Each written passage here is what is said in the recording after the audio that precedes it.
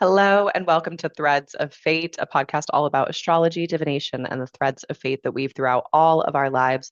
I'm your host, Kira Ryberg, and today we are going to be diving into the astrology of April. It is a bit of a tumultuous month. I'm not going to lie to you guys. We've got some fiery skies that we are going to be moving through, which is going to demand a lot of courage on our parts and also a bit of tenacity as we face down some challenges, some difficulties, and also move into some moments of sweetness. I'm going to cover all of it with you guys. We're going to move alignment by alignment so you know exactly what's going to come up for you and how you can best prepare for the month ahead.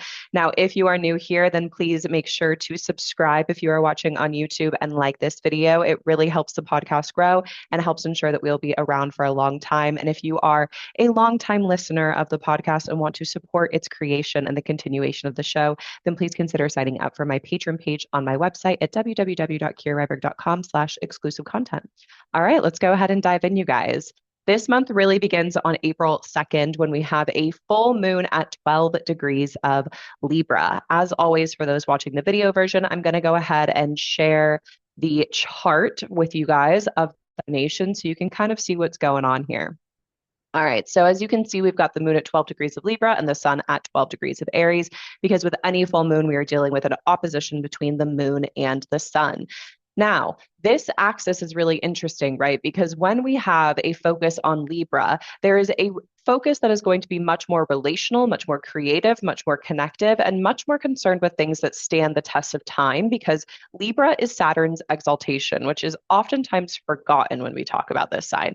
We tend to really, really hone in on the Venus side of things, and she is obviously the domicile lord of the sign. So there's a lot that is going to be Venusian about what we experience here, but there is also going to be an air of Saturn. And this lunation in particular has a lot of Saturn present. So we are going to talk about all of that. But when we are doing a full moon in Libra, we are oftentimes going to be negotiating a story of self versus other, right? And when we have the moon in Libra, there is going to be an emotional pull towards compromise, towards negotiation, towards consideration of another person's perspective, point of view, wants, and desires. But we have the sun in Aries, where it is much more concerned with the individual, right? The individual's goals, their dreams, their visions, and what they are attempting to accomplish out in the world in a much more externalized way. And so we have a conflict here where we are forced to confront that in order to connect and compromise and collaborate with other people, we oftentimes have to relinquish a degree of control over the situation and put aside some of our own individual wants and desires in order to keep the peace. Now, with this lunation, there is going to be some tension emerging around these themes, right? So you are going to have to try to compromise where you can, try to negotiate, and make peace with the fact that there are going to be two sides of you pulling you in a different direction. Now, every full moon that occurs is going to harken back to a new moon that took place in that very same sign. And this is when we should start to see some of the seeds that were planted around that time come to fruition and really start revealing themselves, almost like it's being brought to a climax of sorts. So we had a new moon in Libra on October 21st. So think back to what was going on in your life around October 21st, particularly in the Libra part of your chart, and it will give you a greater awareness around what is coming to a climax during this full moon in particular.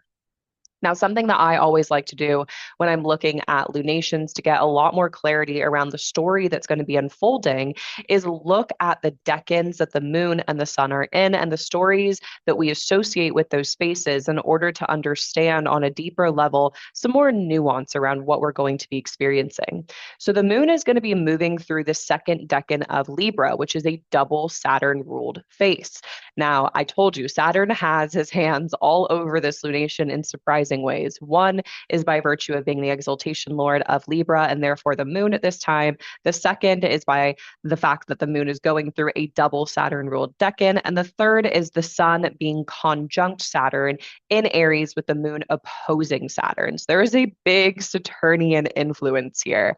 And this second decan of Libra is one that is very concerned with commitments and contracts, the people, the projects, the pathways that we bind ourselves to in hopes that they will bring us some amount of peace, joy and pleasure, right? Because ultimately in Libra, we are looking for things that are going to feel good, that are going to support us, that are going to bring us more joy, because that is what Venus is concerned with. But in Saturn's decan of Libra, we are oftentimes reckoning with the fact that every relationship, whether it's with another person, whether it's with a project, whether it's with a something else entirely, is going to ultimately bring us face to face with some level of difficulty, because we lose control and we lose agency when another person is involved, which means we open ourselves up and expose ourselves to some level of hurt, right? A best case scenario for a relationship for most people is that you die together, right? That means that there is an ending baked into this commitment that you are making. And Saturn is the planet of endings. And so, as we are navigating this full moon, there is going to be a question around what contracts, what oaths, and what promises are worthy of upholding, and potentially navigating some pain points around your connections and relationships.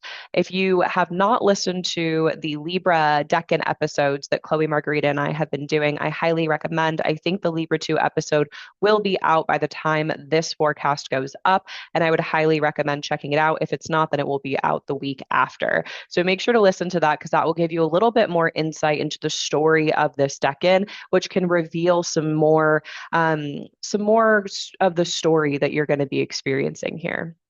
Now, the sun in Aries too is not necessarily concerned with these long term, long lasting commitments and contracts that the moon is in that second decan of Libra. Instead, the sun is very, very dignified in this very second decan of Aries. It is where the sun reaches its exaltation degree. It's a double solar decan. So the sun wrote this story. It's very comfortable here. It's in the sign of its exaltation. And this is a story that is very much oriented around leading by example, crafting a world through intention and through consistent effort in order to make something that you are proud of, that feels authentic and true to you, and that allows you to live the life that you want to live. And so with this lunation, we're really going to be called to pour ourselves into our unique visions and goals and bring them to fruition. But the combination of the moon in Libra 2 and the sun in Aries 2 makes us really reckon with this notion around how we make space for other people inside of our own goals and dreams.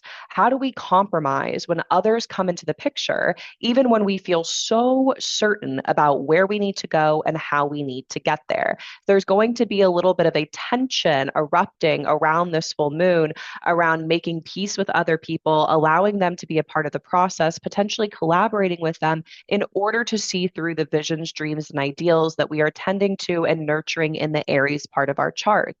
But because there is the opposition to Saturn that the moon is making here, as you can see right there, right? The Saturn is at 5 and the moon is at 12 degrees of Libra, that there is going to be ways in which you're also navigating the limitations around our capacity for this story, right? That we are going to be reckoning with our limits and having to set boundaries around our goals and dreams in order to allow other people to be a part of the process. And so, really thinking about where are your emotional boundaries, what does make you feel safe, secure, and trying to find ways not to combat the Saturnian nature of this lunation, because that's simply not possible, but to hold space for the fact that there's probably going to be some level of fear and some level of doubt, because that is what Saturn represents as we do this dance back and forth between self and other, me and we.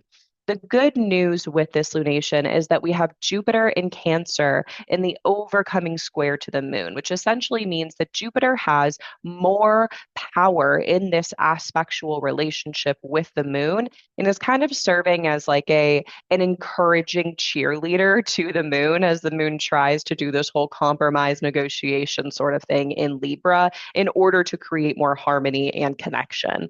You can think about this as Jupiter kind of just yelling down to the moon, like, you can do do it. You got this. It's going to be okay. And in that process, the moon feels more supported as she continues to try to make peace and really think about what she wants to commit to in Libra. So, overall, this lunation is going to be a story where you are balancing the needs of the self with the needs of others and trying to figure out ways in which you can bring support and encouragement to the table in this process while not compromising your own boundaries. This lunation is ruled by Venus and Taurus, which is sweet. However, Venus is averse to the moon and to the sun, so there's not much support that she can offer there. However, it is going to tie back into the story of what is occurring in Taurus. So keep that in mind. Venus and Taurus is in a approaching square with Pluto, which adds a little bit of intensity to things. And part of this negotiation between self and other is likely going to bring up some questions around who has the power in the relationship and who is able to compromise without losing their power. And so, really thinking about how that is playing into this whole story is going to help you understand a little bit more around how you can negotiate your relational boundaries in order to accomplish your goals, how to reckon with your limits and around capacity and time because of Saturn's influence, and how to really create deeper connections without necessarily acquiescing too much of what you need, want, and desire in your connections. Now, the very next day on April 3rd, we are going to be running into Venus squaring Pluto. So, that dynamic that we just talked about is going to be brought to a head on April 3rd. Venus and Pluto don't oftentimes get along, right? Because Pluto is going to bring up power struggles, can definitely bring up a tendency to be more possessive, more controlling, can bring jealousy to the table. And Venus in Taurus is not really trying to effort through something, to fight for something, to have to reckon with difficulties in relationships. She wants to be chilling on a lounge chair while someone feeds her grapes and she relaxes and enjoys and doesn't have to do anything.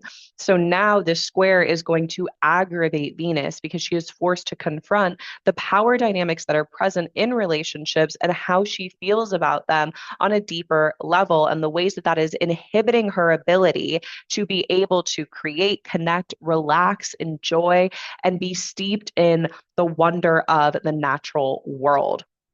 This is where we really come into a reckoning with the underbelly of desire, right? So it might cause you to look at the things that you want that feel a little bit uglier or harsher or more difficult or more taboo, and really noticing the ways in which that can challenge you and challenge your relationships. There is a greater potential for those jealousy or control issues to pop up around connection, creativity, and justice oriented work. This isn't always going to show up in your romantic relationships. Not everybody is in a romantic relationship, but we are all going to be experiencing Venus squaring Pluto. So, in your friendships, in your creative projects, in your pleasure seeking pursuits, this is going to show up in one way or another, but it is going to be more significant for people who have Venus activated as a Time Lord. If you've never heard the word Time Lord before, it is just a fancy technical way of saying which planet is calling the shots for you for a given year of life. And we determine normally the Time Lord by looking at something called annual perfections. So if you are in a Libra or Taurus perfection year, then Venus is going to be your Time Lord. So anything Venus does in the sky is going to be more significant for you. So this square with Pluto is probably going to feel a little bit harsher and more uncomfortable for you in your lived experience because Venus is the one who is really calling the shots for you for this year of life. If you want to know more about perfection years and how you can kind of understand those, I have a free post on my public blog on my website that you can check out that will walk you through everything that you need to know in order to determine who is your Time Lord and how you can understand some of that context. So that is going to be the Venus Pluto square. Not a fun one, but it does pass pretty quickly, thankfully, and it is going to color our experience of the full moon on the 2nd of April because Venus in Taurus is ruling that lunation. Now, on April 9th, Mars is going to enter Aries. And this is where things start getting really spicy, heated, and a little bit nasty. I'm going to be honest with you guys. I am not super looking forward to April 9th through April 20th. It's going to be a little bit explosive. It's going to be a little bit confusing. And it's not probably going to be very much fun. And I'm going to tell you why. You guys know if you listen to this podcast regularly that I am not the astrologer that's going to lie to you and tell you it's going to be all rainbows and sunshine. That is just not my business. That's not what I'm here to do. I am here to tell you the reality of the situation. And the reality of the situation is that sometimes shit just sucks. It's hard. And from April 9th to April 20th, we are all going to be feeling some level of difficulty in our lives. Now, Mars entering Aries is good for some things, and it's also harder for other things because of the planets that are already taking up home and, or taking up residence rather, in Aries at this moment, which is the Sun and Saturn and Neptune. And then Mercury is going to join the show in a couple of days. So there's going to be a lot of planets moving through Aries in April. Now, Mars is the domicile lord of Aries. So, this is the god of war coming home. And for anyone who is in a Mars perfection year, that is going to mean that you feel a little bit more or a lot more resourced, right? Because Mars can get shit done in Aries. And with all of these planets in Aries, that urgency, that haste to make progress, to be effective, to be able to do the things that are on your to-do list and to potentially equate some of your self-worth with your productivity, right? That's all coming to the surface right now. So there's going to be a way in which Mars entering Aries is actually supportive for moving these things along, but you're probably not going to experience it as actually feeling more supportive or more resourceful or easier in any stretch of the imagination until Mars gets past the conjunction with Saturn. Mars entering Aries in general is going to be a massive intensifier around the Aries sector of our chart, which is already being lit up right now. So you're really going to want to think about where Aries falls in your own chart and what the themes are that are associated with that house. If you have no idea what the houses mean, I've been doing a series on this podcast where we go through the houses. You can check for some of those. If those correspond with the house that's getting activated for Aries, great. And if you want something else, I've got a guidebook on the houses that will tell you everything you need to know about what stories you find in each part of the chart. Now, with Mars entering Aries, right, it is going to bring more resources to the table, yes, but it's also going to bring more difficulties to the table because Mars is a malefic planet. And normally, this is going to be colored in terms of what we call sect, which is a way to divide up day charts and night charts, right? So for some people, Mars is going to be a lot more constructive, and for other people, Mars is going to be much more destructive. Similarly, for day charts, Saturn is going to be a lot smoother, nicer, easier. And for night charts, Saturn's going to be a lot harder to deal with. Now we have Mars and Saturn in the same sign. So we are bringing the two planets who are most capable of difficulty, hardship, delays, challenge, fights, conflict, violence, all of those things into the same part of the sky, which means everyone is going to be feeling this difficulty. No one gets out scot-free, right? There are certainly people that are going to be feeling it more, in particular, anyone who has Aries placements, specifically in that first decan of Aries, and also anyone who is in a Mars ruled perfection year, a Saturn ruled perfection year, or has placements in that first decan of cardinal signs. So Cancer, Capricorn, and Libra in addition to Aries.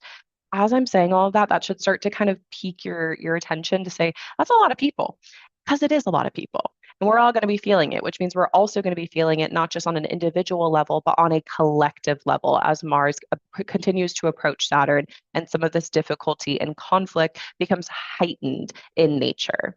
Now, in Aries, right, in general, there can be a little bit more discomfort or itchiness that lives there because it's a more inflammatory part of our chart because it is the diurnal expression of Mars, which is much more actively aggressive and also innovative, wants to go out there, take risks, be bold, go where no one's gone before. It's a trailblazer kind of energy.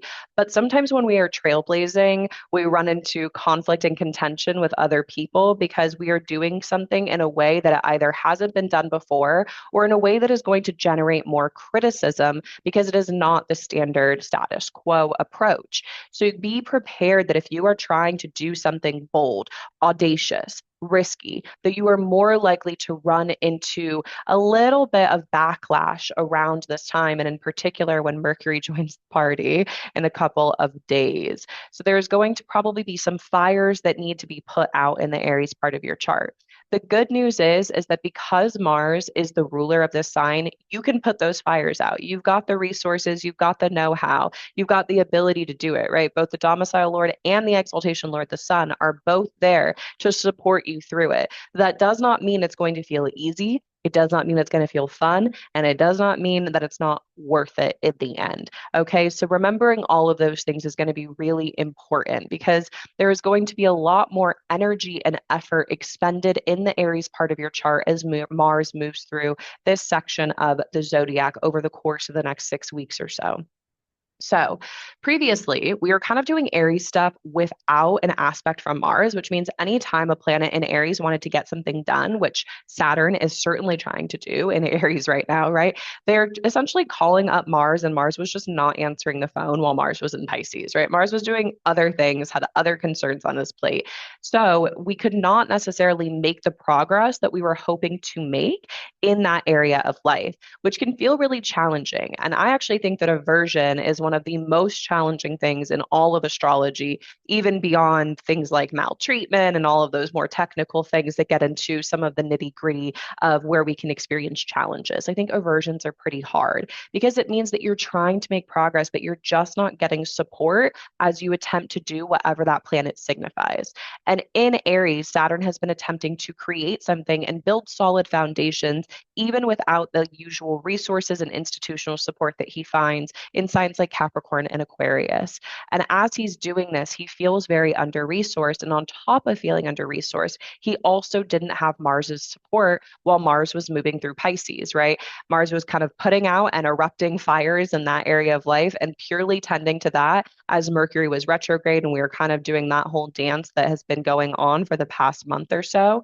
And now Mars is there and we can see it, right? We can see what needs to be fixed and we can also see where all the problems are. And the problems erupting is actually a good thing in some respects because it means that we can actually create change around what needs to be changed so we can put the fire out, right? You can't put it out if you don't know it's there. And if you don't know it's there, it could just be burning something down without you even being conscious of it. Now we can see what needs to be fixed and we can pour our blood, sweat, and tears into doing so, which is very much the energy of that first decan of Aries, where a lot of these aspects between these planets and these conjunctions are going to be taking place. I do have an episode on that first decan of Aries titled Blood, Sweat, and Tears with Chloe Margarita that I highly recommend checking out because that is going to be a story that we are doing for a long time, right? Because it's not just this eruption of energy in Aries this month, but it is something that we are going to be tangoing with as Saturn and Neptune slowly move through that decan, right? There's a lot going on here. Now, this does bring a bit of an improvement for people in Mars perfection years, but again, it's going to really probably not feel that way until Mars passes the conjunction with Saturn and Neptune. Now, as Mars enters Aries on the 9th, right, it is immediately going to be moving into a conjunction with Neptune, who is sitting at 2 degrees of Aries. Neptune is a planet that brings confusion and delusion and haze to the table.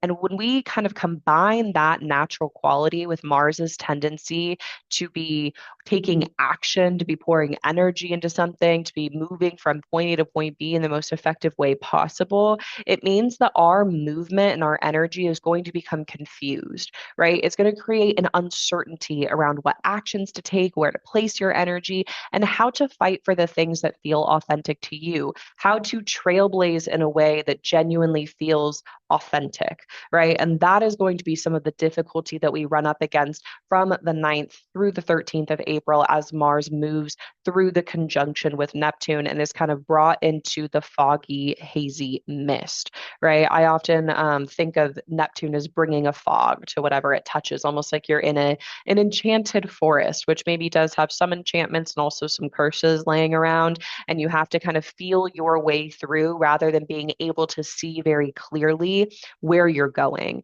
And Mars does not like that, right? Mars wants to be very clear. And in Aries in particular, it has the energy and the resources and this kind of direct nature to push through any blockages in order to get where he wants to go and get things done in the way he wants to do.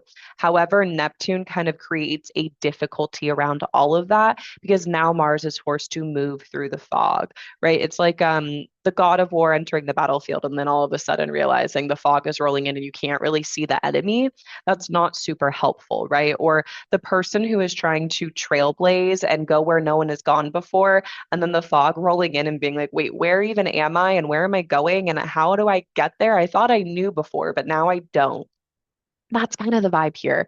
So it's not super fun. It can feel very disorienting. It can feel like you've got a lot of energy now that Mars is so dignified, but you don't know what to do with it. It's not really ideal for the collective in a massive way, right? This is kind of like a spiritual warfare sort of vibe, or like a weaponization of the hero archetype. So not great for the collective, but also not super good for the individual either, right? We don't want to feel confused around where to go and what steps to take, especially when every single planet is finally direct and we are trying to actually make progress in a way that we haven't been able to in a long time, right? We've got Mercury and Jupiter direct now moving forward. And because of that, there is a surge of energy that's saying, let's go, let's make progress, let's do all the things that we have been held back from for the past few months because we had to rethink, we had to slow down, we had to reorient ourselves to these different areas of life. And now Mars is trying to push us through and say, all right, it's time to get things done. And all of a sudden, it is met with circumstances that make it that much harder to do so.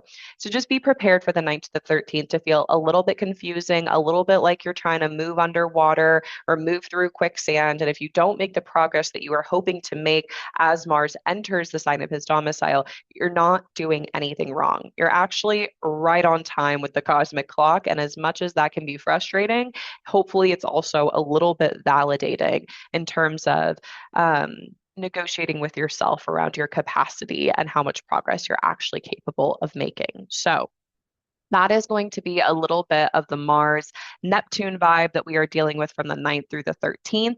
And on April 15th, Mercury is going to enter Aries, which is, an interesting choice on the part of Mercury.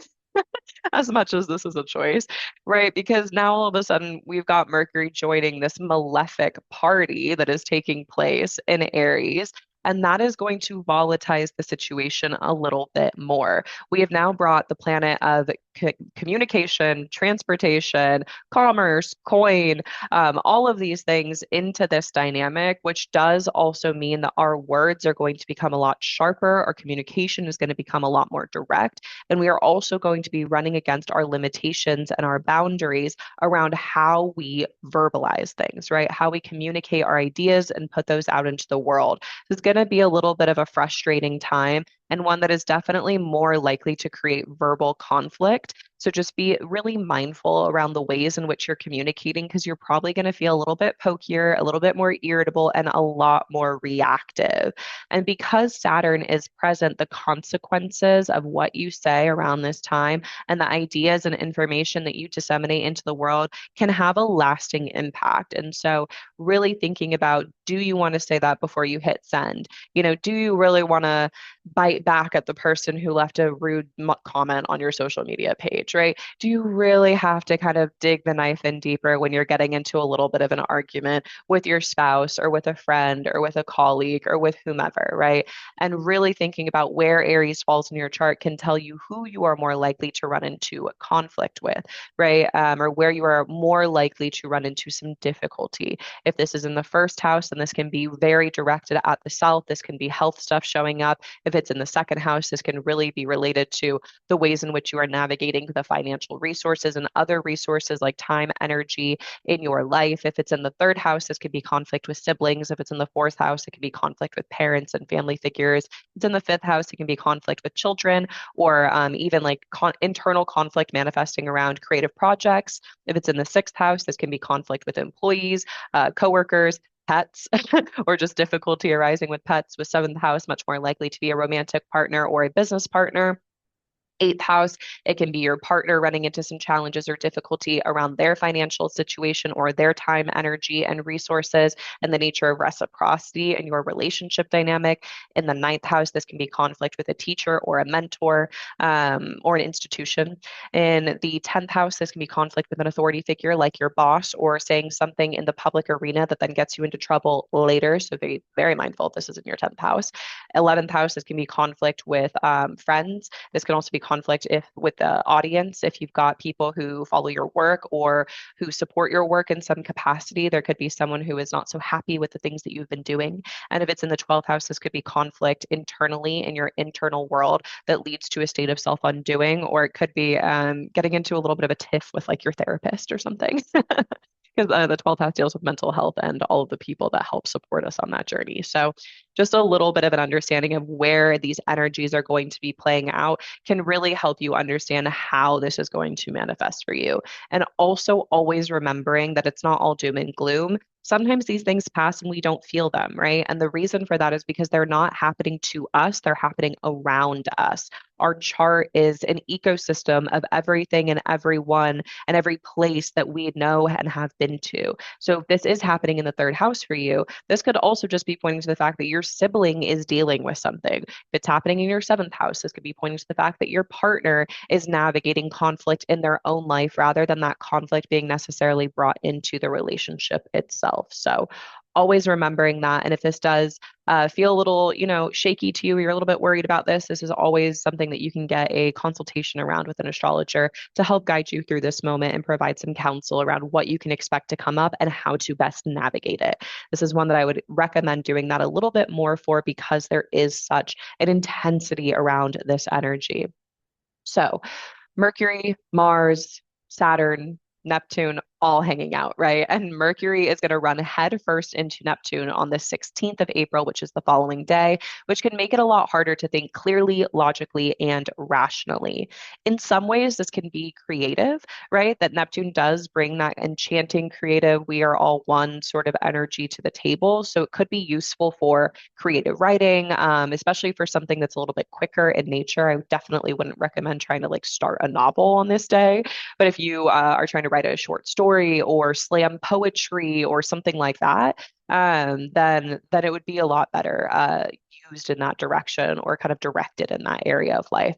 But other than that, it's just kind of messy. We're going to be more likely to see complications with tech and transport and commerce. So if you have to travel on this day, giving yourself a lot of breathing room to get from place to place and knowing that you might be running into a bit of a headache or things just going awry, right? Like this is a classic travel thing where you show up and they've overbooked the flight and they don't know how they did it, but there was an error in the system and now you're booted off the flight and you have to wait, right? And you're just dealing with this whole notion around what is real, what is fake. I thought that I knew this and now I don't. Something's going wrong and I'm frustrated, I'm confused, and I just feel like I am moving through the mud, right? That is very much the vibe here. So it's not going to be super fun and it's not really, sorry guys, going to get better until Mercury also passes the conjunction with Mars and Saturn. So we are really kind of dealing with an extended period of roughly 10 to 15 days of this month where things are going to feel a lot more effortful and a lot more challenging and frustrating is probably the overall word that I would use this. It's like it's frustrating mentally, it's frustrating physically. We don't have the energy that we want to have, even though we do have it. We can't make the decisions that we want to make because we're not really certain or clear around where we're going and what progress we're making. So it's just a little bit of a bang your head against the wall transit, but always remember with any transit, it will pass. And this one is quicker, right? It's going to be a couple of days, right? And we can get through a rough couple of days. So just, hang tight, take care of you and yours, be intentional with the way that you're speaking. Maybe don't like overbook yourself this week or schedule in too many commitments. Give yourself a lot of breathing room so you aren't forced into this state of increased urgency and haste when you have to make some decisions. That can be a nice antidote to some of this energy, which is going to be really creating this go, go, go kind of sensation. Now, generally with Mercury and Aries, this is actually a transit that can be really inviting for being able to confidently say what you mean. This is like the say it with your chest sort of thing, very similar to Mercury and Leo, right? It really creates a more impassioned forms of speech, right? This is like a thought leader kind of energy, more honest forms of communication coming to the table, and just be very sure that when you are being honest with people around this time, that you are being honest from a place of genuine um, desire to connect and not necessarily a place of cruelty, because oftentimes honesty can be weaponized and can feel very cruel in the way that we deliver it. And this alignment, especially with Mercury entering into Aries with both the malefics there, can certainly make it take on more of a cruel kind of tone. And that's not the way that we want to communicate with people. That's not the way that I want to communicate with people. And hopefully, it's not the way that you want to communicate with other people either. Right. So just really be mindful of those more reactive tendencies.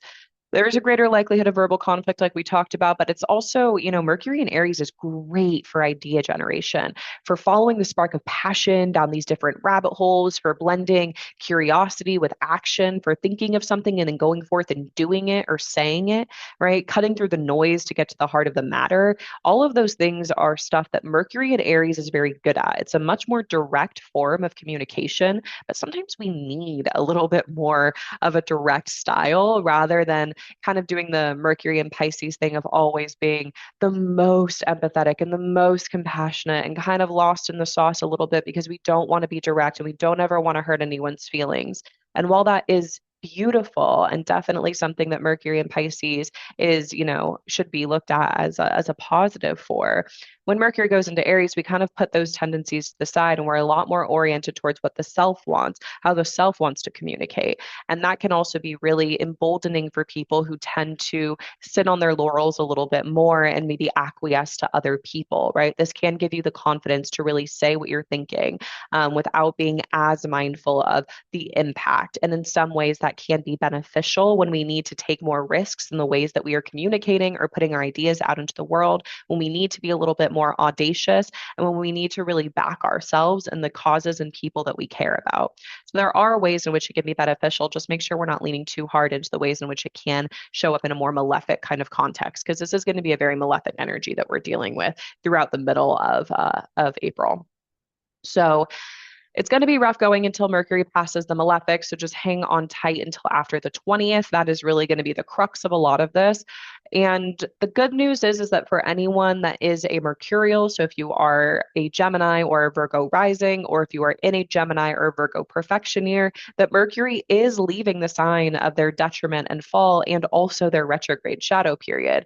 So it's probably going to feel really invigorating and enlivening, but it's not going to likely feel genuinely easier until after the 20th. So even though Mercury is necessarily improving in dignity, not that they have a lot of dignity in Aries, but they're going from being in detriment or fault to being peregrine without dignity until they hit their own bound, it's still going to feel like they're running into the fire that Mars is either lighting or trying to put out in this part of the chart, and navigating some hardship around Saturn's placement there too. And this is what I mean when I say that April is a little bit crunchy for everyone, because it doesn't matter if you're a day chart or a night chart, we're all going to be dealing with Mercury conjoining the malefics, right? And whichever malefic it is, it doesn't really matter. We're all going to be feeling that a little bit more. So there's going to be a weightiness, there's going to be a pressure, there's going to be doubt and fear that is brought into our thought processes and into our communication during this time. So just being really kind to yourself, being kind to others, having a lot of grace and extending grace when people maybe are a bit more reactive and when you are maybe a bit more reactive. And also noting where that reactivity springs up, because that can point you to certain pain points that need to be addressed so you can feel better in your communications and in your relationships and in the relationship that you have with yourself, right? Because if you're constantly denying what you want, how you feel, what you think, the dreams that you're tending to, then you're doing a massive disservice to yourself and your own personal journey. And Mercury is definitely going to ramp things up in the Aries part of our chart that say, don't forget to follow your own dreams and to know that you can say that this is what you want and that you can declare this to the world and that that is okay, even if it's not going to necessarily sit well with everyone, right? In doing the thing that feels most authentic, sometimes we are going to alienate ourselves from others because we are not for everyone, right? I'm certainly not for everyone. I'm sure you're not for everyone. That's okay. There's billions of people in the world, right? If you piss some people off along the way, so be it.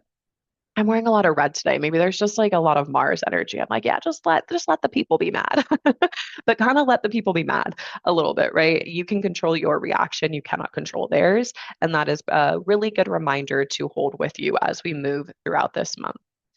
Now, on April 17th, we are going to have a new moon at 27 degrees of Aries. So we are going to be moving deeper into this Aries energy. You thought we were getting away from it, but joke's on you. We are actually going to be continuing this with a new moon in Aries. I'm going to go ahead and bring up the chart for those people who are watching the video version so you guys can see what the skies are going to look like on this day. Here we are. We have the moon and the sun conjoining at 27 degrees of Aries. We also have Chiron at 26 degrees of Aries. And during all of this, and we are dealing with the Neptune, Mercury, Mars, Saturn conjunction in the first decan of Aries with Mars ruling this lunation. So, it's a little bit of a shit show, to be entirely honest with you guys. Not my favorite lunation of the year. I think it's going to feel pretty uncomfortable and that we are going to be addressing pain points in a way that necessarily involves, hard conversations. And it's probably not going to feel super fun, but hopefully it will help us plant seeds in the Aries part of our life that we can then take and do something with in the future because we've been more honest, because we've confronted what isn't working, and because we've been able to say that, hey, this hurts me. And now that I know that this hurts me, I'm going to take actions and steps to ensure that my approach to this area of life generates less discomfort in my system and in my relationships and in my approach, right, to this area of life. So, now, this new moon being conjunct Chiron is an interesting one, and I don't usually mention Chiron just because I'm a bit more of a traditional astrologer. But when there is a lunation happening right next to Chiron within less than 1 degree, right, we're going to pay attention to that. Chiron is known as the wounded healer, right, and oftentimes is looked at as a placement that denotes where certain trauma lives in the chart, right, where your greatest wounds lie. And that is certainly true, but it is only one facet of Chiron. Chiron wasn't just wounded, he was also a healer, right? And Chiron had a lot of skill sets that set Chiron apart. Chiron was a centaur, but he was very, very skilled in medicine. He was an herbalist, he was an astrologer, he knew the land that he walked upon, and he had lessons that he took from that and then imparted to other people. And that's where we get this teacher kind of quality, right? Chiron taught Achilles to fight in the Trojan War. Chiron was, very multifaceted in a way that I think often gets left to the side as we attach more of the wounding significations to Chiron. But a big part of the story of this centaur is also reckoning with the fact that once we have experienced something, we have this deep ingrained awareness and felt sensation of what that experience is like. And because of that, we can then provide counsel and guidance and wisdom to other people who are going through something similar because we have already walked that path ourselves. And so that story of Chiron is going to be highlighted in an immense way. And Chiron's been moving through Aries for many years. We're actually going to get Chiron dipping into Taurus for the first time in 2026. It will retrograde back into Aries and then firmly move back into Taurus next year. But we are closing out this storyline. So there is likely a story that's been evolving in this part of your chart that is making you aware of your pain points around whatever Aries signifies for you in your life and teaching you ways that you can really bring awareness and care and healing to those pain points and to those wounds so that you can also guide and steward other people through similar difficulties. And so, again, harken back to some of the things that I hearken. That sounds so like old English when I just said that. Think back to some of the stuff that I was saying about the different areas of life that are getting activated by Aries, and consider where Chiron's story here also might play a role, because that is going to be really illuminated by this lunation, right? So exposing and potentially giving some opportunities to lean into the teaching side of Chiron as we come to terms with the wounds that have been popping up here, right? And I just feel like with this new moon, my notes are literally like as if we needed more Aries energy. LOL, like make it stop. That is those are my very articulate notes for this section, right? It's more of the Aries stuff. It's more of all of this. I have a dream. I have something I'm trying to build. It's painful and it's hard, and I'm running into obstacles and delays, and I feel like I'm moving through the mush, and there's confusion present, and I just don't know how to make the progress that I so urgently feel I need to make right now. And now we have this new moon coming in, lighting up this part of the chart, right? And telling us that there is a turning of the page that is happening here. New moons aren't always this grand revelatory moment, right?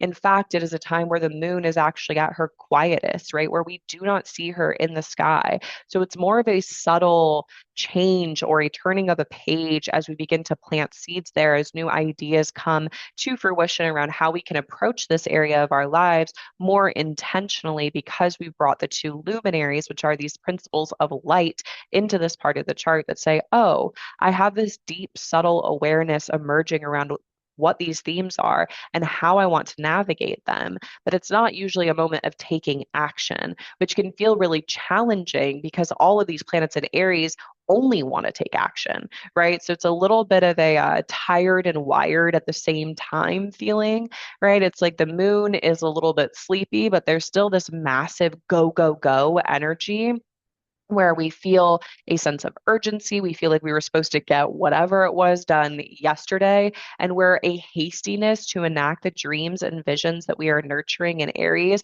are really starting to come to a head. So it's going to feel a little bit more prickly, and it's all going to come back to this whole Mars, Saturn, Mercury, Neptune thing, right? So everything that I said before and everything that I'm about to say about the April 20th stuff is going to be relevant here. So keep in mind that stuff as well, right? And some of the storylines that we have been discussing. Now, the nice thing is that this lunation is at least, a little bit further away from these planets, although we don't get away from it because Mars is ruling the sun and the moon. But it is in this final decan of Aries, which is one that is much more concerned with creation and connection because it is a Venus Jupiter decan, right? You can listen to the Aries 3 episode if you want more on that. This decan is presided over by the deity Eros. And Eros really brings a sweetness, a desire to perform, to create, to connect into this realm. And so you might see more of a desire for you to share the things that you have been making, even if it generates criticism, right? It's going to feel like I want to put this out there for it to be recognized and for it to be seen and for other people to really acknowledge what I've been pouring my blood, sweat, and tears into, even when and especially when it's hard to muster up the courage to do so. So, this Aries 3 kind of quality does bring, our relationship to creativity and to connection to the forefront, but it oftentimes does so by also generating a bit of conflict and contention and criticism around those themes. So if you are feeling the call to put yourself out there, just because you might run into some naysayers doesn't mean you shouldn't do it. This can also give you a little bit more of an awareness around what you want to share, what you want to create, and how you might go about doing that. But just remember that new moons are a little bit sleepier. And so, even though there's all of this energy saying make progress now, it's actually not really the time to make progress. And that frustration is likely going to be a major cornerstone of how we are feeling as we navigate all of this Aries energy, right? There's a intense urge to innovate and to make something new and to rebel against the status quo in order to pursue something that does feel more true to self and that does allow us to occupy leadership roles and bring our central intelligence to the forefront, right? That lived experience, that gnosis, that inner knowing, that perspective that only you can have because it's unique to you, right? That is a massive theme that we find in all of Aries. And it's one that with so many planets in Aries, right? We literally have one, two, three, four, five, six planets in Aries plus Chiron all present during this lunation, right? So you could expect for the Aries part of your chart to just be popping off at this time. It would be very surprising if you didn't experience anything kind of going on around, I would say, really intensely the 15th through the 20th in this area of life. I'm pretty confident that most people will feel this one, right? And sometimes we don't. Sometimes we don't always feel it, but oftentimes we do. And this one is going to be impacting anyone in a Mercury perfection year, a Mars perfection year, a Saturn perfection year, a lunar perfection year, and a solar perfection year. So that's most of us, right? So most of us are gonna be feeling this one pretty intensely. So just be prepared for the Aries part of your life to take up a lot more time, a lot more energy than you are maybe potentially anticipating right now, as we just are moving through, Saturn and Aries and Venus right there now as well. But she will be in Taurus by the time you guys are listening to this, most likely. So April 20th is the horror show of the month is here, guys. This is the day that looks particularly gnarly. We have the Mercury, Mars, Saturn conjunction all going exact. So within this day, we have Mars conjoining Saturn, Mercury conjoining Mars, and then also Mercury conjoining Saturn, passing that, and then still moving into the conjunction with Mars, as you can see here if you're watching the video version. So it's a lot of conjunctions, right? And Mercury, Mars, and Saturn as a pairing, right, can bring a lot of news stories to the forefront around particularly malefic things. So there's not going to be a lot of ease present at this time, right? There's the greater likelihood of verbal conflict, to be sure. So again, this is really when you're going to want to be speaking carefully and intentionally and trying to reel in the tendency to be overly reactive unless it's truly called for. But this is a more explosive moment, right? I would not be surprised if there are some both confusing because of Neptune's presence there, but also violent headlines in the news this day or in the days preceding or following, because there is just such an eruption here. And this first decan of Aries is a double Mars ruled decan. It is where we pour so much blood, sweat, and tears into, but also where we are confronted with the notion of conquering and violence and all of the things that fall under the sphere of Mars in a more diurnal, externalized, active sense. So it's not necessarily an experience of inner conflict, but it's much more likely to manifest in an external way, which is going to make it feel a lot harder, but is also going to make it a little bit easier to see. So it's really Neptune is bringing this feeling of having it all be kind of nebulous, right? Like this haze of delusion and confusion. We don't even know why we're fighting or why we're saying what we're saying. It's that kind of thing of like, why do I don't even know why I'm fighting about this. I don't even know why this is bothering me so much, but I can't help but say something. I can't help but go after it.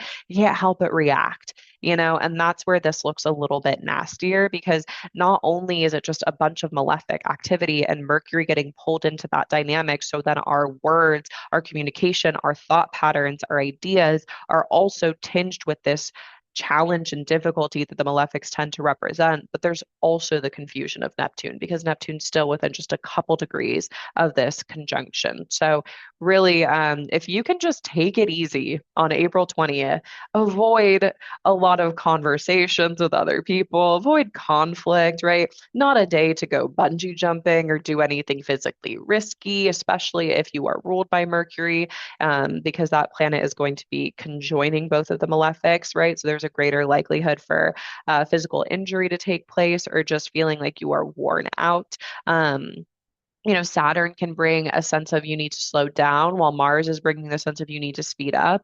So that can feel like you are speeding into a brick wall a little bit, which can really feel a lot more challenging in nature. So just take it easy, right? And on that note, we're in Aries, which is Mars's sign. So Mars is much stronger than Saturn here, who's in fall in Aries. So there's a greater likelihood that Mars is kind of quote unquote winning out against this battle well against Saturn. So there's a much, much greater likelihood of running past our limits, of ignoring boundaries for the sake of progress, and skipping past necessary foundational steps in order to get from point A to point B the fastest that we possibly can. And sometimes effectiveness is not the primary consideration and how we want to approach something. Sometimes it is, and it's likely going to feel really pressing to be very effective with your time and with your energy and your efforts during this moment. But there's also probably going to be a recognition of the fact that just because you're effective doesn't mean you're doing your best work. It doesn't mean that you are actually going to be creating more ease or happiness or joy or pleasure in your life at this time. And what's really interesting about what's going on here is that we have this malefic kind of thing happening in Aries that is really kind of running the show at this point in the month. But we also have Venus in Taurus and Jupiter in Cancer. So there is other things that we can focus our attention on that do feel a lot more supportive and that also invite us into a slower pace that is much more attuned to what the body needs and requires in order to feel comfortable and safe and nourished. Because Cancer is the sign of the moon, and Taurus is the exaltation of the moon, and the moon rules our physical body, our intuition, and that really deep sense of emotional security, right? So there is something that can really be a helpful kind of landing pad or potentially an area of life where we can redirect our focus towards instead of getting so caught up in what is going on in Aries. And that's the thing, right? When life is hard, when there is a fire that needs to be put out, all of our attention goes to what is hard and to the fire. However, sometimes there can be someone else who puts the fire out. Sometimes the fire will fizzle out on its own. And the best thing that we can do is smother it and then move on and focus our attention somewhere else that is going to feel a lot more generative, a lot more supportive, a lot more creative and connective and pleasurable. And that is really the Cancer and Taurus parts of your chart right now. So don't forget that even amidst all this malefic chaos, there is a really beautiful, soft cushion that you can land on in Taurus and Cancer. And I would encourage you to lean into that and to really take a moment to acknowledge the ease and the blessings that are revealing themselves in that area of life instead of focusing all of your attention on what's going wrong or the challenges that are being presented to you in Aries. Yes, they might require more of your energy, but when that is done, don't forget to go back to the Taurus and Cancer part of your chart and yeah, make some make some magic there. Like enjoy that part of life, right? Whatever that corresponds with in your chart, and recognize that there might be some more ease there that you can be appreciative of and grateful for instead of only kind of focusing all of your attention on what doesn't feel like it's working or what feels really frustrating. Because the Aries part of your chart this month is going to feel frustrating. The good news is that after April 20th, we are definitely going to feel a massive weight lift, right? During this time, we are going to have Mercury separating from Mars and Saturn, and Mars separating from Saturn starting on the 21st. So everyone kind of starts getting away from this intensity of conflict and difficulty that's been erupting there on the 20th and in the days leading up to that moment. And so, you can expect some relief to enter the picture, and it will get increasingly better over the course of the next few days as Mercury and Mars continue to get further away from Saturn and Neptune. So just you know, gird your loins for the middle part of April. It's not going to be a fun one, but we will get through it as we got through everything else you've lived through. So many difficult transits in your life, and you will get through this one, and so will I. I'm not looking forward to it either. It's in my 11th house, so none of you guys come after me. It doesn't look like a fun one, right? But we are going to find ways to navigate it. And even if it requires a little bit more energy, at least Mars is in domicile and says that we'll have that energy at our disposal to pour into that. And then we can kind of relinquish our hold on the challenges that are erupting and pour ourselves into the Taurus and Cancer parts of our chart to find more ease and support. So that's the big one. One last note on that is that because Mercury is there and because the sun is also going to be kind of co-present for a little bit of this, particularly before it enters Taurus on the 20th, it can manifest as more headaches and migraines. And so really being mindful of hydration at this time as we have so many planets in this hot and dry sign because there can be a tendency towards physical inflammation, but also to just feeling a little bit less well in your head, right? So keeping the painkillers on deck and making sure you are hydrated can also help if you are someone who is predisposed to headaches and migraines. I know I will definitely be doing this as a migraine sufferer myself because anytime Mars, Mercury, and the Sun are coming together in some fashion, we tend to experience things like that because Mercury is our mind and the Sun also can and reflect some of those qualities as well. So that's my last note on that one. Now, on the same day, a little bit of a blessing, a little bit of a relief, right? The sun is actually going to leave Aries and enter Taurus, which is going to take some of the focus on Aries off of that part of the chart and redirect it towards Taurus, where Venus is currently living her best life. And that is going to probably feel really, really nice, right? Wherever the sun is, our self concept becomes tied into that part of the chart for a month. And so, whatever area of life Taurus is reflective of for you based on your rising sign is going to feel like something that you are preoccupied with as the sun moves through Taurus, but that is also contributing to your sense of who you are and what you're about for that month of life. And so when the sun enters Taurus, the sign that is much more slow, much more grounded, much more embodied, much more focused on sensuality and pleasure and connection and creation, that is also an invitation for us to move into a place of slowing down a little bit, embracing the moment, smelling the flowers, enjoying the meal, sipping the wine more slowly, having a laugh with your friends, right? Those moments of connection and pleasure and joy and delight that are found in the mundane are really going to become more of a focus as the sun moves through Taurus, especially in the northern hemisphere. Things are going to be warming up, things are going to be coming back to life. We're all going to be going outside a little bit more. This is really an invitation to enjoy that moment, right? There's going to be fires in Aries, that's fine. But can we also make space for the things that are always going to bring us back down to earth, that are going to help us ground and root and really find some tranquility amidst the chaos, right? And the sun entering Taurus on this day feels like a great opportunity to do that, right? To slow down, to be more present. Now, for anybody in a Leo perfection year, this does mean that your Time Lord is going from being exalted to being peregrine. So you might experience this slowing down as also feeling a little bit less resourced. But it's not necessarily a bad shift. It's just one that is going to change the pacing in things and might make you, have to slow down in a way that feels less enjoyable.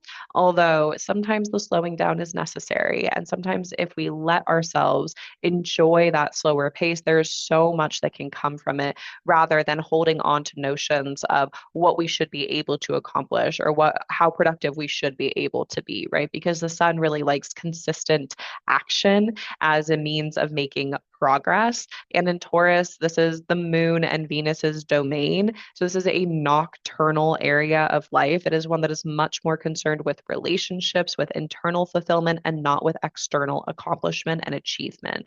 So be a little bit kind to yourself if your attention starts to be redirected in a way that is not necessarily going to manifest as external progress that you can point out and be like, look at everything I accomplished, right? The time for that will come. We just had a moment where we were really focused on that. And now this is an opportunity to redirect, to pour into your relationships with other people, with yourself, with animals, with nature, with the world around you. Eat some good fruit, just enjoy the moment, right? I always love Taurus season as an opportunity to really connect with nature and to find a little bit more time to feed into the things that give me a sense of sensory pleasure, because that is what Taurus is about. It wants what looks good, what smells good, what tastes good, what feels good, what's soft, what's comfortable, right? Because it is the moon's exaltation. So focusing a little bit more on that as the sun moves through Taurus will be massive. On top of the fact that, yes, Taurus has a slower pace, but it also doesn't like to be rushed. Rushing a Taurus is like the fastest way to get into a fight with people who do not want to fight you. And so, because of that, there is a little bit of a like less willpower present than when the sun is in Aries and let's just barrel through it or battle through it kind of energy, and more of a focus on let's take our time. Let's make sure that our efforts are actually worthwhile. Let's plan ahead and think about what is actually going to create more ease long term rather than just go, go, go, go, going at any and every cost, right? So it's a little bit of an antidote for what's occurring in Aries, and I'm excited about that one. Now, on April 24th, we have Venus joining Uranus at 29 degrees of Taurus and then entering Gemini on the same day. What's so interesting about this alignment is that this happened last year too. It was the same exact thing. Venus conjoined Uranus and then she entered Gemini. And then a couple days later, Uranus entered Gemini. And that's exactly what's happening in April. Now, when this occurred last year, it was around July 4th. So, what you can do is go look back at your emails, your texts, your photos, your social media, and see what was going on around July 4th, because some of those themes are likely to reappear on April 24th when Venus conjoins Uranus and then enters Gemini again. Now, Venus Uranus is a planetary combination that can really bring change, innovation, and a disruption to the status quo into our relationships, into our creative pursuits, into justice oriented work, and into pleasure seeking tendencies. Now, as always, transits often manifest in mundane ways, right? Because life is mostly mundane. It will be more significant if you are in a Taurus or Libra perfection year, but I think most people tend to hear Venus Uranus and they think that there's going to be a catastrophic breakup, right? That, oh my God, my relationship is going to end because the planet of relationships is conjoining the planet of change. And while that can be something that does happen for some folks who have this highlighted in a much more intense way in their chart, we get this happen. We get this happen. We experience this once per year, right? Venus conjoins Taurus. My words are losing me or leaving me at this point. Venus conjoins Uranus once per year, right? So it's not always going to be something major.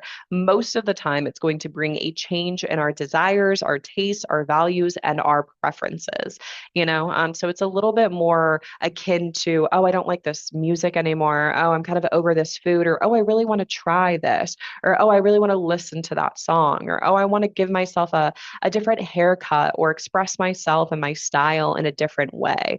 You know, so it's not always going to be something that changes your life, and that's okay. We have plenty of big transits this month, and while Venus Uranus will be significant for some people, it's not going to be significant for everyone. So just remember that. Always ground it into the reality of the situation, but also think about the timing and the frequency of these transits to understand if it's going to be more significant or not, right?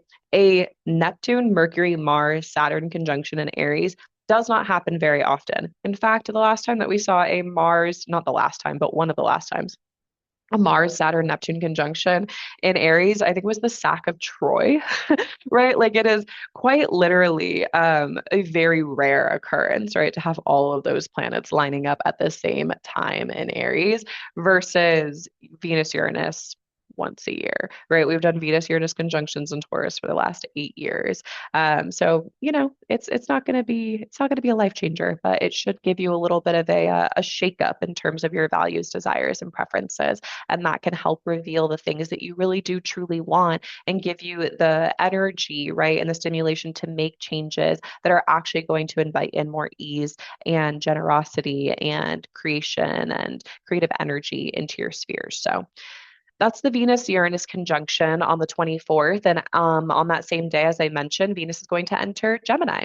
And this is going to be a little bit more of a externalized approach to connection and creation now, right? We had Venus and Taurus who kind of just wanted to luxuriate, relax, connect, enjoy. And now Venus is in Gemini on the 24th. And it's a little bit more of a social butterfly kind of energy, right? It wants to go here, there, everywhere. This is the creativity is in the details placement. The connection is in communication placement. The I want to learn everything that's actually fun for me placement.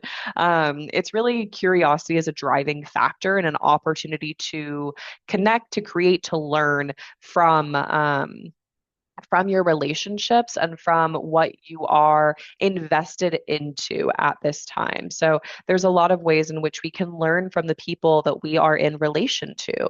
And this really gives us the opportunity to learn about those folks better, whether they are platonic relationships, romantic relationships, business partnerships, colleague relationships, right? This is like hey, tell me something, give me like three fun facts about yourself, right? Like that's a Venus and Gemini sort of energy, right? It wants to know the random little tidbits and details about who you are in order to understand someone better. And oftentimes, Venus is going to remember them, right? It's like learning those random details about a person, not only to know them better, but to relate to them better and to be able to show up and provide more care for them in a better way and in the way that they want to be loved because you've taken the time to understand who they truly are by asking questions, right? Because you are genuinely curious about them. Venus and Gemini is not the kind of placement that is never going to ask you a question about yourself, right? This is going to be the kind of person that just wants to learn more about you and constantly ask questions about who you are, what your interests are, and also really loves answering them in return. So, this is a beautiful opportunity to connect more through conversation, right? And communication is so key in relationships. And we certainly see that being highlighted as Venus moves throughout Gemini. It's a little bit more social, a little bit more flirty, a little bit more fun. It makes learning more fun. And it does definitely kind of bring us back into a more diurnal realm in terms of the ways that we are relating and connecting. So doing more of that in like an externalized environment, which is why we tend to get more social. This is a little bit less of a let's snuggle up on the couch together kind of energy like we see in Taurus, and a little bit more like, hey, what if we went to brunch with all of our friends and then we went out and we went to a picnic later and we kind of went here and there and we were, played games, and like Venus and Gemini loves a game, loves a word game. This was like a what's that game that you play where you like ask like I wish we were strangers or something like that, where you ask those like really deep questions about someone and like get to know them, right? That is like a Venus and Gemini thing. Venus and Gemini is the those 36 questions you can ask to make someone fall in love with you. That's like a Venus and Gemini like fun afternoon to do with anyone, not even just with a lover. So enjoying that energy as we have it, especially because Venus is not going to be getting any harsh aspects from the malefics at this time, right? She's going to be sextiling Mars and Saturn in Aries. So there's not going to be a lot of pressure on her. So we can really enjoy her moment in Gemini. It's definitely going to bring some sweetness to that area of life. Which is going to be different depending on your rising sign.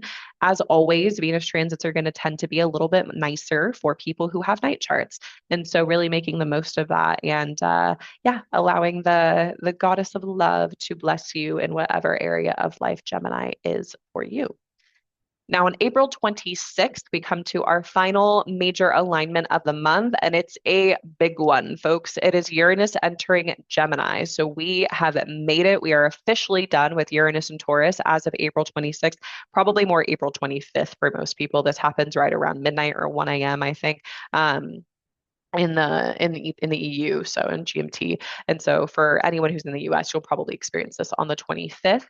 And this is a big deal, right? Uranus is going to be taking up residence in Gemini for the next 8 years or so. And that is really going to be a long, extended transit that completely changes and innovates our approach to the Gemini areas of our life. So you can expect for there to start this kind of overhaul in terms of how you think about this area of life, how you relate to this area of life, and how you might want to make some big changes here because Uranus ultimately is a planet of change and innovation. It rebels against the status quo and it uproots anything that is not sturdy and even sometimes things that are, and it causes us to look at them in a new light.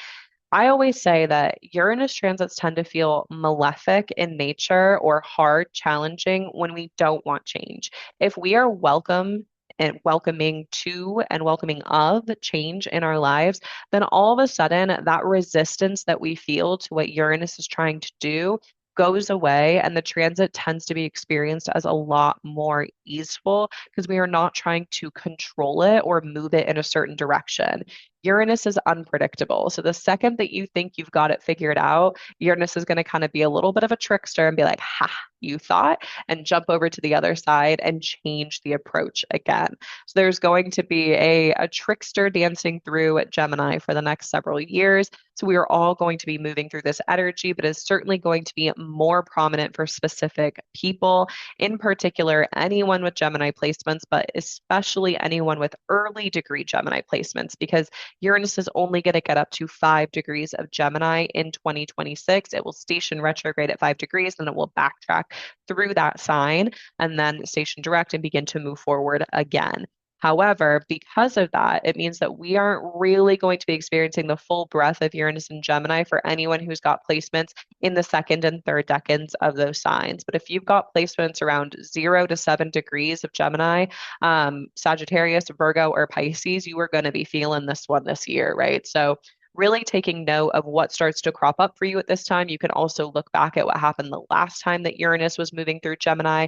We got a taster of this transit in 2025, started on July 4th, I believe, and carried over for the next few months. So you can also look back and think about what was going on, what changes you felt impelled to make around that time, or compelled to make rather, because that is really going to be some of what is revisited as Uranus starts moving through Gemini in earnest.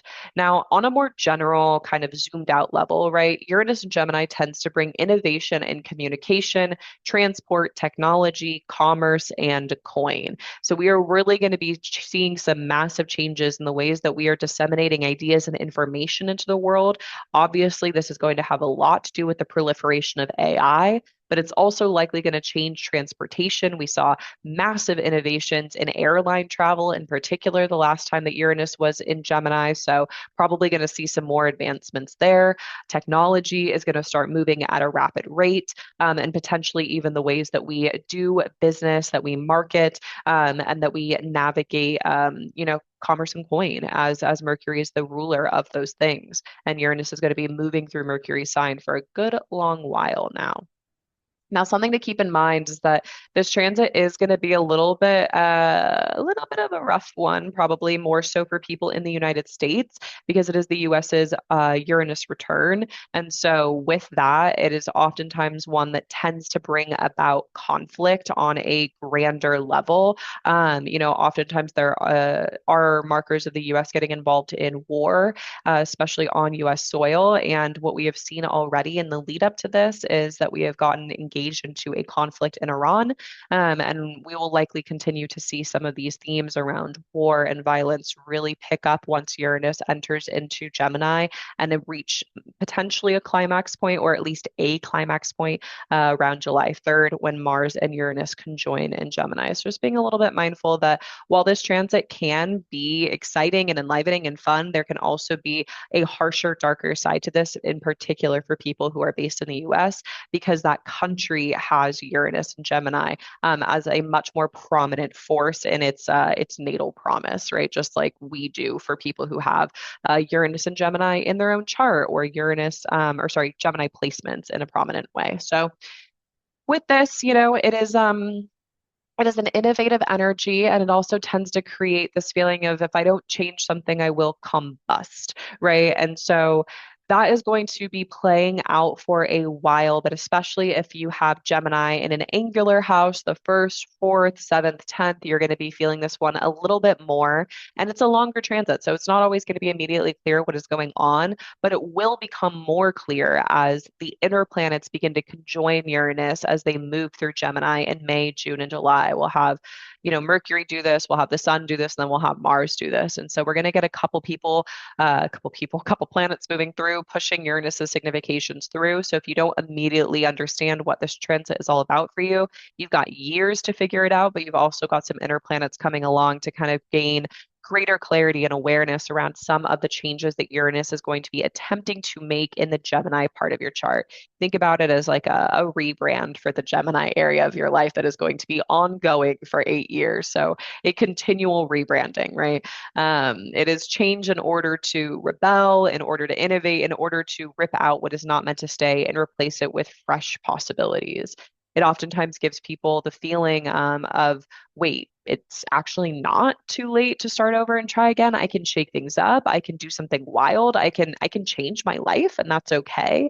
It gives us the courage and also the impulse to do things that we felt too stuck or stagnant to do beforehand. And in that way, Uranus is actually a very supportive force for when we need to make changes. And in Gemini, I think Uranus feels a little bit more comfortable, even though there maybe isn't a rulership schema that speaks to this or anything like that. But Uranus is a planet of change, and Gemini is a sign of flexibility and adaptability. Mercury is constantly stationing retrograde, stationing direct, going cazimi, right? Doing all of these things that cause us to consistently rethink how we approach the Gemini and Virgo areas of our lives. And because of that, Uranus is going to feel a little bit more comfortable in an environment where we're maybe going to feel a little bit more comfortable with Uranus in an environment where change is already the name of the game, rather than in Taurus, where we are so fixed and rooted into a solitary and singular approach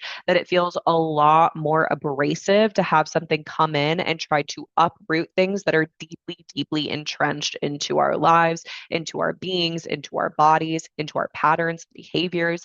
And then Uranus moves into Gemini, and it's like, oh, I'm used to change here. So now we've just brought kind of like a change on steroids in. It's like, okay, yeah, there's still going to be an element of this that feels destabilizing, but it likely won't feel as destabilizing because you're used to shifting your approach in the Gemini part of your chart. So that is the astrology of April, you guys. Like I said, it's a big month. 2026 in general is massive. If you want the tea on the full year ahead, then make sure to check out the forecast that I did on 2026 with Chloe Margarita. We go through all the big stuff, and that will give you a little bit more insight into what's to come after April. You can always tune in for the monthly forecast to get each alignment, really fleshed out with me in I don't know, I was gonna say in person, but it's not in person. Mercury in Pisces is completely ruining my ability to be articulate. But hopefully we got there in the end and that you guys enjoyed this podcast. As always, make sure to like, subscribe, and please, please, please leave a review on Apple or Spotify if you've been enjoying the show. Again, it just really helps the podcast grow.